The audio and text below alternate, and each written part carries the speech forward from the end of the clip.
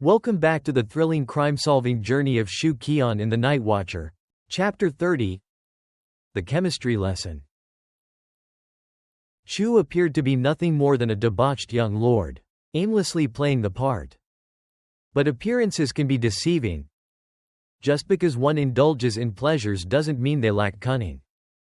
He was skilled at employing the typical tricks of a privileged youth stirring up trouble, leveraging connections, even placing blame to put others in jeopardy.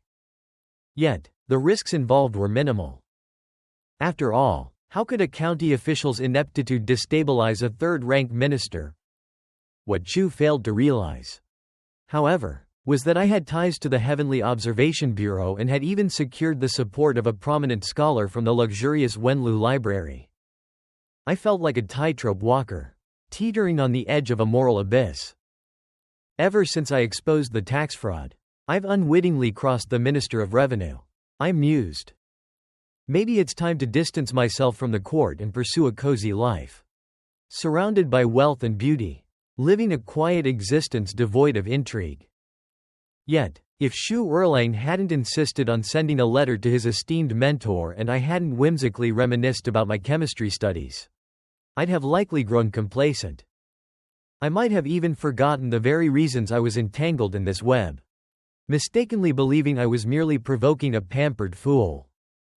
Coincidences have been on my side lately, I thought, inhaling deeply. Suddenly, I jolted upright. Kai Wei, do you know about the art of Qi observation? Qi observation? She echoed after swallowing her food. 8th-rank practitioners call themselves Qi diviners. Qi observation is a fundamental ability for us as practitioners, and all advanced techniques build upon it.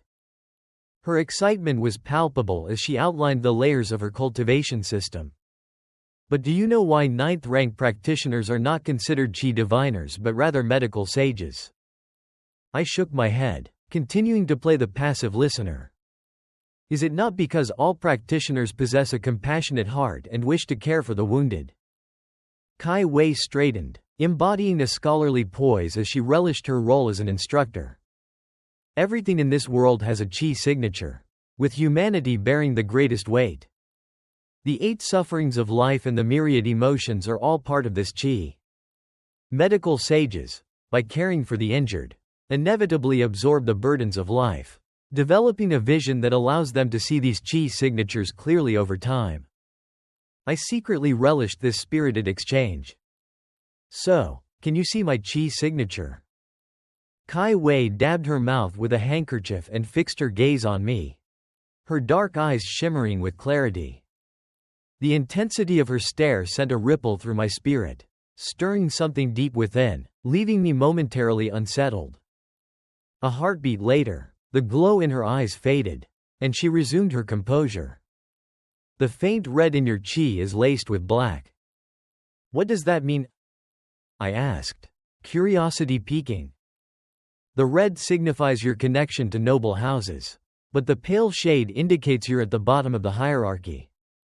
As for the black, it symbolizes misfortune and impediment that seems deeply rooted within you. I frowned, probing further. Is there no other color? Perhaps something indicating I might be destined for greatness. You can say that here, but be warned if others overhear you. That's a grave offense. Only the emperor has the right to call himself a child of destiny. She replied, wide-eyed in shock. She regarded me with skepticism, unsure how I came to hold such confidence. I maintained an indifferent demeanor, though internally, I was deep in thought. Kai Wei suddenly poked my plate playfully. Her cheeks puffed out in displeasure. You wait until I'm full. Then I'll share my food with you. Watching her tackle the remaining dishes on the table, I couldn't help but suspect that she might be eating like this for some time to come. By the way, what's the current situation with the Minister of Revenue? I asked earnestly, steering the conversation back to weightier matters. Days ago, a mid-level official exposed Minister Xu, significantly reducing his influence, she stated, pausing before adding, both of the suspects feared punishment and chose to take their own lives. So, no evidence then? but with the emperor's will strong enough to take down anyone he deemed a threat. Evidence often proved unnecessary. Each official had their own ambitions, possibly entangled in the court's power struggles. I was still a novice to this world's intricacies. If I wanted true insight, I'd need the counsel of someone seasoned in these affairs. I began to hint for more details, hoping to glean something worthwhile, but Kai Wei seemed uninterested in court gossip, volitionally withholding any valuable information. Really, you're exhausting, aren't you? The Heavenly Observation Bureau has no involvement in bureaucratic affairs, she remarked, her brows furrowing in frustration, clearly irked by my persistent inquiries. I realized my questions were pricking her pride as a would-be mentor. So I turned to lighter subjects instead. How much silver does this feast amount to? As she cleaned her plate, she meticulously tallied the expenses. After a long moment of silence, she looked lost. What's the matter? I asked, raising an eyebrow. I gave the innkeeper 4 taels, and he returned me 1, 2, 3 coins, and 60 cash.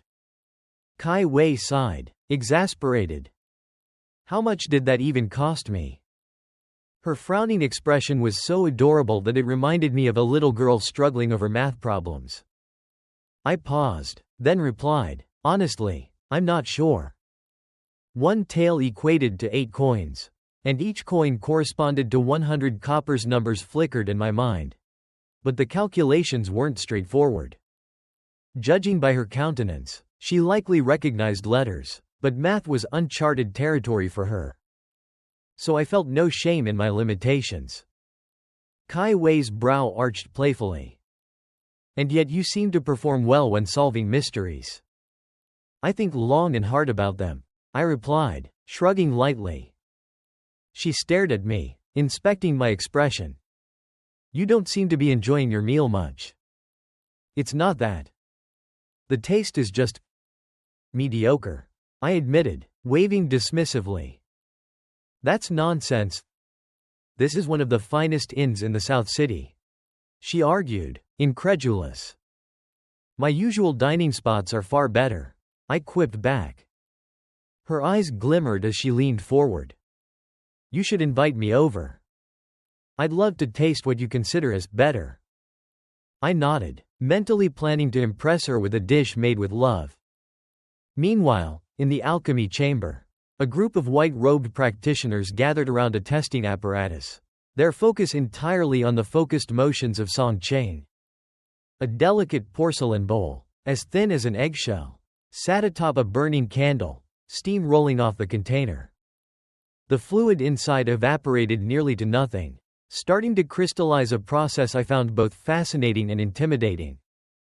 As he tapped gently on the central chamber, a splendid flame enveloped the crystallizing substance, slowly melting it down. If I had skills like that in my previous life, making concoctions in the blink of an eye would have been a surefire way to win hearts. I mused, envy pulsing through me as I watched. But then things took a turn. With a sudden jolt, several practitioners, including Kai Wei, turned wide-eyed to me as a streak of brilliance shot across the room, responding to Song Qing's command. Hold your breath, I instructed, noticing everyone simultaneously drawing back. While these elite practitioners could likely withstand a whiff of the potent toxins, I merely urged them out of habit. In an instant, the white-robed alchemists gasped as the contents of the bowl formed an irregular, silver-white mass that mirrored true silver's sheen, only its edges had not completely transformed into fine powder. Success!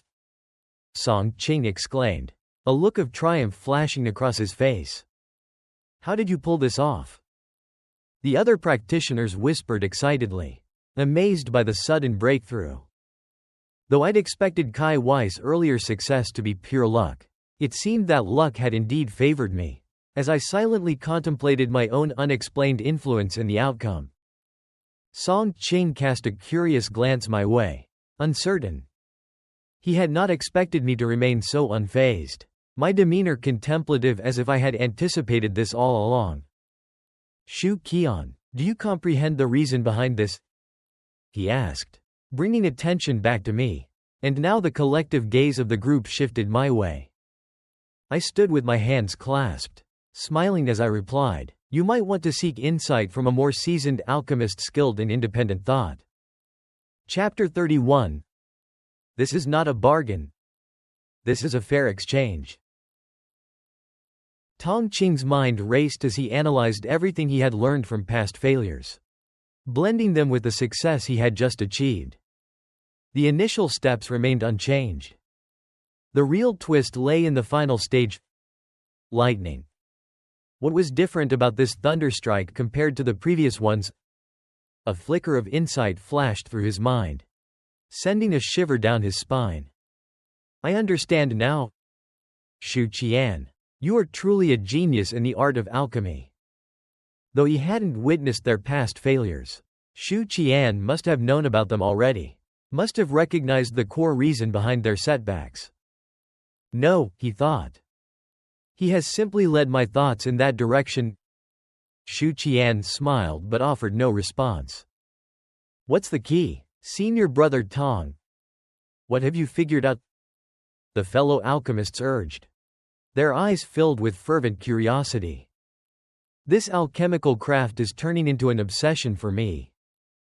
Tong Qing cleared his throat, surveying the eager faces around him. He spoke with solemnity. It's the intensity of the lightning. With that, he looked at Xu Qi'an, hoping for affirmation. Xu Qi'an nodded, a smile lighting his face. I've named it voltage. To produce sodium, one must control the voltage between 6 to 15 volts. Voltage? Tong Qing was bewildered by the unfamiliar term, though he understood electricity. Yet, what voltage entailed was a different matter entirely. Deep down, he sensed it was an esoteric knowledge, profound as the essence of the universe documented in that green-covered book. One of the white-robed alchemists stepped forward and clasped his hands in a respectful gesture. Please, enlighten us about voltage. Will you share your insights with us? Echoed the others, equally eager and polite. Kai Wei, standing nearby, watched with admiration as the exchange unfolded. She reveled in the teacher-student dynamic. Unfortunately, being only a geomancer, she lacked the qualifications to teach others. Voltage, also known as potential difference, is the work done to move an electric charge through a static electric field from one point to another. Xu Qi'an hesitated, chuckling to himself. If I delve into these complexities, I doubt anyone will comprehend. Clearing his throat, Xu Qi'an's expression grew serious. Think of electricity as water. It flows to lower ground. He lifted his cup and poured the water out. This water falls on anyone without harm. But if someone stands under a waterfall, they could be crushed by the force of it, even lose their life. Electricity works in the same way. I refer to that phenomenon as voltage. He used a simple analogy to relay the concept of voltage. The alchemists furrowed their brows, deep in thought, still grappling with his explanation. Though they possessed the ability to harness lightning, that didn't mean they truly understood its nature. Suddenly, Tong Qing's eyes lit up as realization struck him. So, on rainy days, lightning strikes trees because they're the lower point. Trees have a lower electrical resistance, so they attract lightning. Is it the same case for striking a person? He exclaimed. If it's just a weak current, we may only feel a tingle. But if we're hit by a bolt from the heavens, well, one would perish. The truth is, the voltage of lightning exceeds what an ordinary person can withstand, akin to a great waterfall. Meanwhile, a weak current is like a cup of water, which one can endure. As Tong Qing spoke, the white-robed alchemists looked enlightened, a rush of excitement coursing through them as they embraced this new truth, all glancing at Xu Qi'an for confirmation. Is it really that principle? Lightning doesn't strike trees simply because of the water in the rain. Their old science teacher never clearly explained that. Even Xu Qi'an himself couldn't fully assert it. Yet he smiled. Children are easy to teach. Does this knowledge appear in the alchemical scriptures? A young alchemist inquired, his face brimming with eagerness. Indeed. I've read and studied that ancient text extensively. What I had sent to your sect was merely a drop in the ocean. Pausing, Xu Qi'an's voice turned grave. The ancient tomes of alchemy contain not just knowledge but many undiscovered techniques. Undiscovered techniques? Everyone in the room drew a collective breath. With a grin, Xu Qi'an heightened the excitement among the alchemists. I've decided to share the alchemical scripture with your sect. A thunderous cheer erupted through the 20 alchemists, their fervor palpable. I offered the green-covered book to your sect as gratitude for rescuing me. However, teaching you how to perfect the crafting of counterfeit silver and imparting knowledge about voltage won't be free. Xu Qi'an elaborated slowly. Of course, this includes access to future alchemical scriptures. Never forget the principle of alchemy. A fair exchange. Tong Qing nodded, agreeing with Xu Qi'an's reasoning, and immediately stepped up to represent his peers. How much silver do you want? Such crudeness, Xu Qi'an retorted, his voice low. How could alchemy be quantified in silver? Intangibility is the greatest treasure, he added in his mind. In the waiting room of the Changchao County office, Xu Lingyue cradled her sleeping sister, wiping her tears. Seeing the young beauty weep uncontrollably shattered the hearts of the constables. Who would have imagined that Xu Qi'an had a sister that stunning? Even Officer Wang, who had seen everything, was taken aback by her beauty. The atmosphere in the room felt heavy, the constables solemn, their expressions muted and gray. Wang poured a cup of tea and set it down in front of Xu Lingyue. Watching her sob for half an hour straight, her tears still flowing freely. Truly, women are made of water. Don't worry, Miss Xu. The chief will find a way to rescue Qi'an. One of the constables hurried to comfort her, beaming with anger at young Master Chu. It seemed the relationship between the elder brother and his colleagues was stronger than he had realized. Xu Lingyue felt astonished at their sincerity. The rage on their faces genuine. Noting her surprise, Officer Wang lowered his voice. Qi'an is a person worth respecting. Respect? Xu Lingyue blinked, her crying subsiding as she asked softly. Officer Wang, can you tell me more about my brother? Wang hesitated for a moment before sharing. In truth, people like us, are we ever truly clean? Not taking advantage of the common folk is already a mark of conscience. And those wealthy merchants, isn't it only natural to mine from them? But your brother is different. He treats everyone the same, whether commoners or rich merchants. He never extorts or bullies. When he heard of the Xu family's misfortune, I decided to take him to gather some. Wang's face turned peculiar. A blend of embarrassment and respect. He accepted with a hearty laugh, and later, quietly returned the money I'd given him. I mean, if he was sensible, he would understand that a crystal-clear river holds no fish. But if he didn't understand what was around him, he would still be incredibly astute, always maintaining good relations with everyone he meets. So when he found himself in trouble, everyone felt it keenly. Xu Lingyue listened, captivated, her brother's image shifting in her mind to one of towering integrity. Since childhood, she had admired Xu Tan, believing that only through study could one elevate oneself. Coupled with their mother's constant reminder that her elder brother was the sole promising scholar in the family and the pillar of their clan, her reverence peaked when he excelled in the imperial examination. But when the tax scandal struck, plunging their family into darkness, her elder brother had forged a path to freedom for them all. Now, reflecting back, she realized how much she could rely on him, especially when he had saved their lives from that jail last month. Today, witnessing him rescue her little sister, Her perception of him had been elevated to match that of Xu Tiannian. Hearing Officer Wang speak of her brother only solidified those feelings, painting him as righteous, principled, and steadfast, far exceeding her previous admiration of Xu Tiannian. Suddenly, the door creaked open, and the long-awaited arrival of Xu Pingzi and his son brought a wave of relief. As they spotted the still safe young girl, the burden lifted from their shoulders like a heavy shroud. Xu Lingyue, eyes swollen with tears, looked up and implored, "Father, you must save my brother. If he doesn't return, I have no desire to live." Thanks for listening till the end. If you enjoyed it, don't forget to subscribe so you won't miss the next chapter.